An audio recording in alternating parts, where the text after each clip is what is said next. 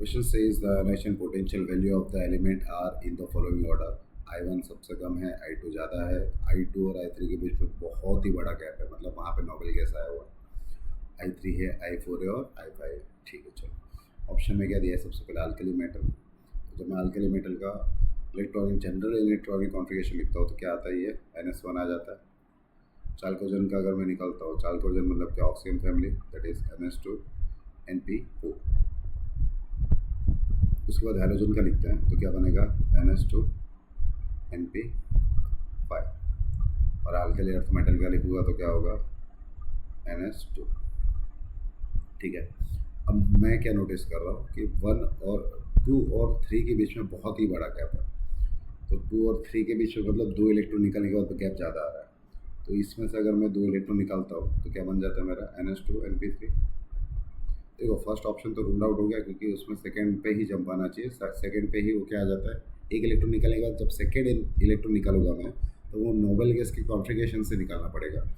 तो यहाँ पे क्या हो जाएगा फर्स्ट ऑप्शन के लिए कि अगर मैं देखूँ यहाँ पे लिखूँ तो फर्स्ट ऑप्शन के लिए क्या हो जाएगा कि आयोनेशन एंथैल्पी 1 है ना, उसकी बात ही बहुत बड़ा गैप आ जाएगा। IE2 फिर I3 ऐसा हो जाएगा। समझ में आया क्या बोल रहा हूँ? तो ये तो रूल्ड आउट हो गया। बी की बात करते हैं हम, तो बी में भी क्या होगा? सेम ही होगा ना। तो जैसे ही मैं पहला इलेक्ट्रॉन निकालूंगा तो ये क्या हो जाएगा? स्टेबल हो जाएगा। तो फिर क्या हो जाएगा? यहाँ पे I2 के लिए थोड़ा एनर्जी लगेगा। तो हमको ये भी नहीं है तो ये भी रूल आउट हो गया क्योंकि हम लोग 2 और 3 के बीच में ना। तो अब सी ऑप्शन लेते हैं।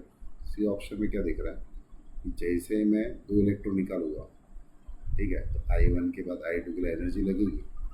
और जब 2 इलेक्ट्रॉन निकल जाएगा तो यहाँ पे क्या बचेगा? NP3 बचेगा। अभी जो NP3 बचा ना, ये क्या है? हमारा हाफ फील्ड का स्टेबिलिटी है।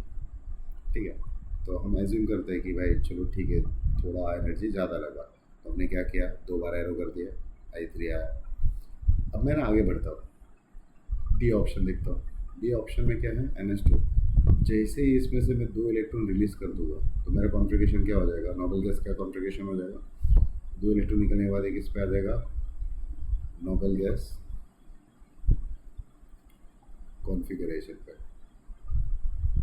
ठीक है, तो नोबेल गैस कॉन्फ़िगरेशन के बाद इसकी स्टेबिलिटी क्या हो जाती है? हाई हो जाती है, बहुत ही ज़्यादा स्टेबिलिटी हो जाती है। तो उसमें से इलेक्ट्रॉन निकालना क्या हो जाता है? बहुत ही मुश्किल हो जाता है। तो जब मैं डी ऑप्शन को चेक करता हूँ ना तो आयनेशन एंथैल्पी 1 के बाद 2 में तो हमको एनर्जी लगेगी ज़्यादा, बट 3 के लिए बहुत ही ज़्यादा एनर्जी लगेगी। सो हमारा ये जो क्वेश्चन है उससे मैच कर रहा है। So D is the correct option. I hope this is clear. तो यहाँ पे डी क्या होगा? हमारा करेक्ट ऑप्शन।